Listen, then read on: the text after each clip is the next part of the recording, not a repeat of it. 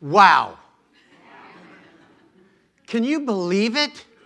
It's almost 2014. It's like, what the heck happened to 2013? Am I the only one?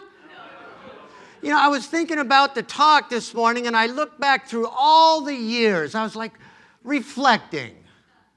And I said, you know, every year brings with it a bunch of foibles and follies and achievements and successes. And if I want to live in this moment right now, then I have to let the past go.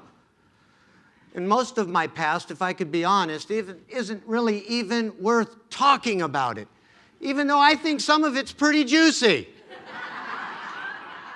In fact, it's so telling that it should probably be in a book. So this year, one of my goals is to actually write a book. Yes.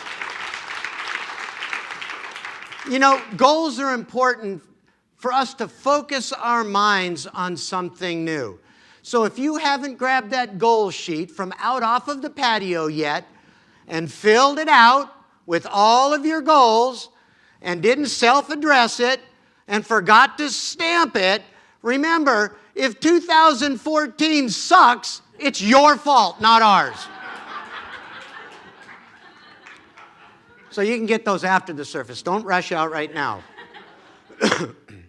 So many of us have been in class together, and it's inevitable that once we come into metaphysics, we discover that there's a whole new realm, a realm that asks us to look closely at things that we value, things that we clutch onto, and thoughts that we have. And ultimately, what metaphysics is about is getting us into the greater realization of that presence that lives within. And so here we call that the Christ presence. You know, I love to read. I love to do spiritual practice. And I love things that are up to date in technology. I love newness, change.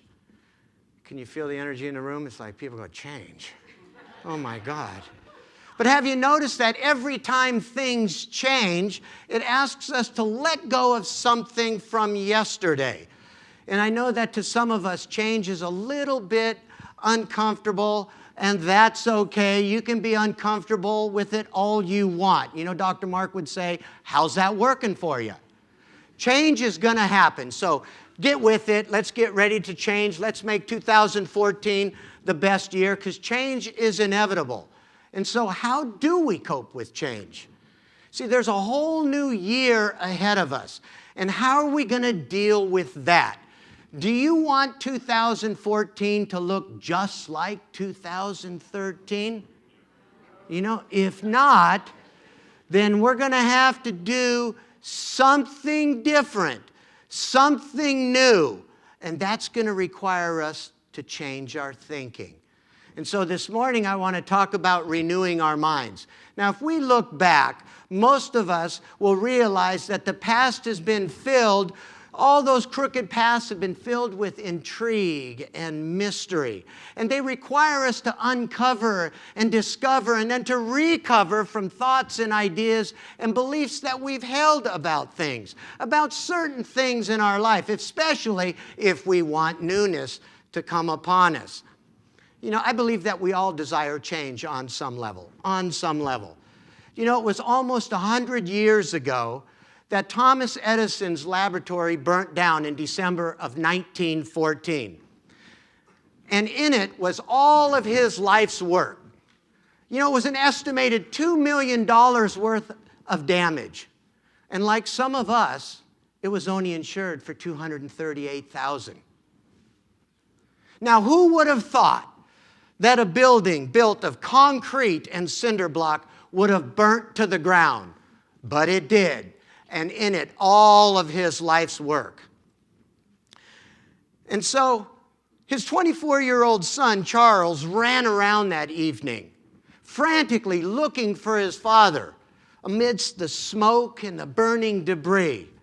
And when he finally found Thomas Edison, he was sitting calmly, watching the fire blazing, his face glowing in the flames, his white hair blowing in the breeze. And when Thomas Edison saw his son, he said, Charles, Charles, where's your mother?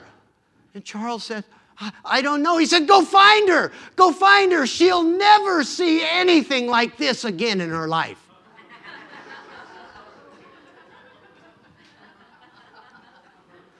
You know, the next morning, Thomas Edison went back, and the newscasters were there.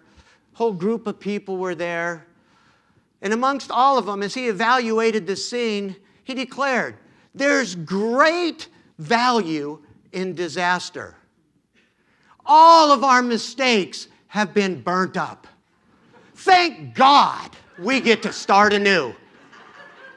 You know, 3 weeks later from that night, he delivered the first phonograph.